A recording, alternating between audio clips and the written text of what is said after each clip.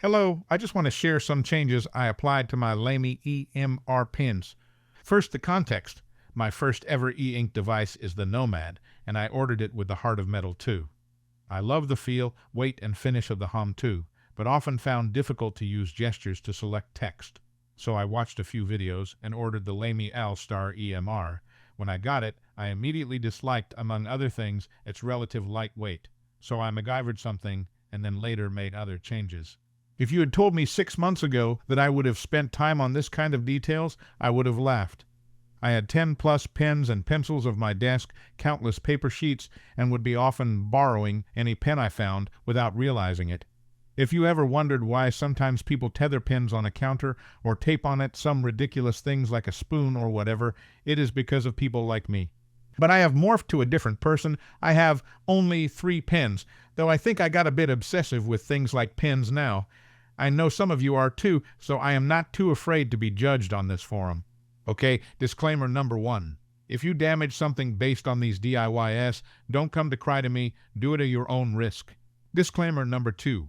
The third of the DIY listed here, and the most difficult one, is not from me, though I come with a disaster recovery for those like me with poor surgery skills. One thing to keep in mind about the technology, for those of you who don't know already, EMR pens have a tiny coil inside to power them. When the pen gets close to the screen, the magnetic field generated by the Supernote, going through the coils, powers the EMR pen and its sensors. The pen then emits its own specific electromagnetic signal that sensors on the screen surface interpret to infer the pen location, its incline, whether or not the pen has its inverse field button pressed, etc. Why do I even mention this? Because some small changes in the magnetic field shape and strength can change your writing experience, in particular materials that may block the magnetic field like metal. Enough of the nerdy stuff, let's go from easy to more complicated. Modification number 1, mark where the button is. I don't want to waste time turning the pen until I have its button side near my index. I want to immediately see where it is. So I cut a little piece of the sticky part of a sticky note to mark that side. Easy peasy. No risk to damage your pen. It may not last long, but for me it lasts about a month before I repeat the experience. Modification number 2, the weight. The pen is too light for me. Perhaps it wouldn't have bothered me so much if I hadn't started getting used to a HOM 2. Turns out the upper part of the pen has plenty of room to load it with something. My solution: use lead-free soldering wire, because it is kind of heavy while soft. Lead-free just because I don't need more lead exposure. Also, the metallic material, being on the upper side of the pen, is too far away from the screen to create a magnetic disturbance. I cut small pieces, bend them, and stuff them inside. I then screw back the bottom, and voila! My advice though, don't overstuff, try with 5 pieces, see if you can screw back easily. If there is still rattling noise, you can add a bit. If you don't bend any, you can probably load more weight too. At the end of the day, it's your choice. You don't want it to be too crowded so it builds pressure on the electronic bottom part, and you still want to be able to shake the pen and remove those bits of weights. Now, is it as good as the HOM 2?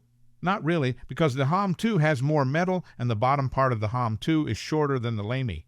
Comparing the HOM 2 to the blue, loaded Lamy, you can see that the HOM 2 also appears more balanced.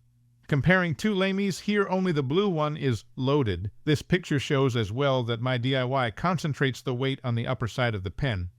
At the end of the day, it's probably a personal preference, but having a heavier pen for me more than compensate the too light feel of the Lamy. Modification number 3.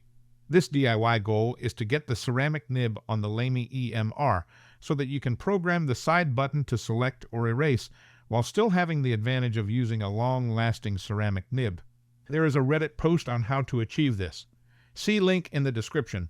I did not find it easy, and I actually wasted 1 ceramic nib, 2 soft nibs, and 1 hour.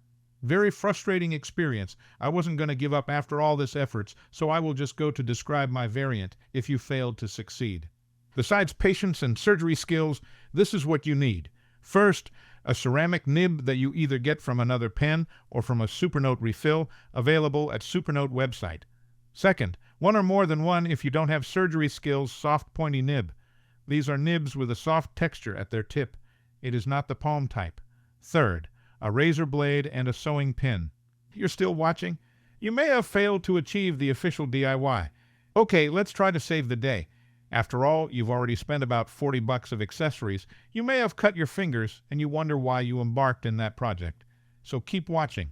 Fourth item needed. If, like me, you end up with a destroyed soft nib, but you still manage to hollow its head, and that the head has a bit of the stem attached to it.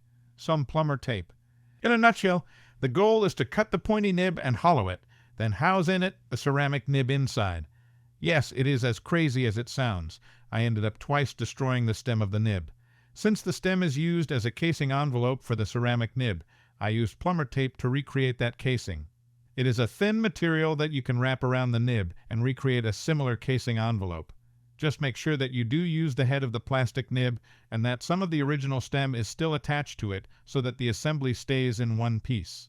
If you wrap too much around the ceramic nib, it's not a big deal. Try to insert the assembly in the pen. The excess should be pushed back in accordion.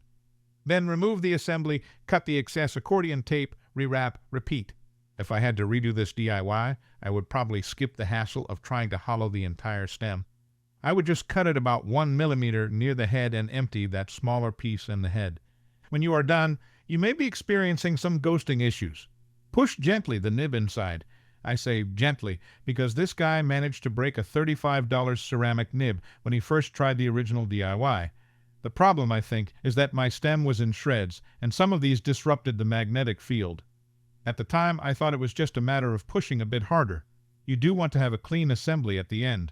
You do not want any loose bits of plastic inside the pen. Okay, it's time to wrap up. I have two modified Lamys, one with a ceramic nib, the other with a soft pointy nib. They are both loaded to make them heavier. Quality-wise, the HOM 2 is still better, not only for the perfect weight and balance, but also on its signal. Maybe I'll do a video in the future to highlight this.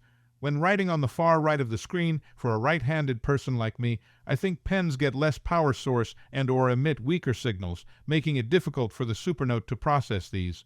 As a result, I cannot write or erase smoothly in these areas. I believe that this specific issue is more pronounced in the Lamy than the HOM 2, and among my Lamys, more pronounced for the plastic nib than the ceramic one. The last difference is that the HOM 2 has an additional spring, making it a more sophisticated pen pressure device and increasing the writing experience. However, for me, all things considered, having the ability to select flawlessly using the side button prevails and makes the Lamy my most used pen. Wish list to achieve the same goals with less DIY hassle. First, have Lamy or Rada have a button in a different color than black. Second, have them sell a refill assembly using a ceramic nib, or just sell the ceramic nib without the coils at a lesser cost, preferably with some hollow casings. I hope someone find this video useful.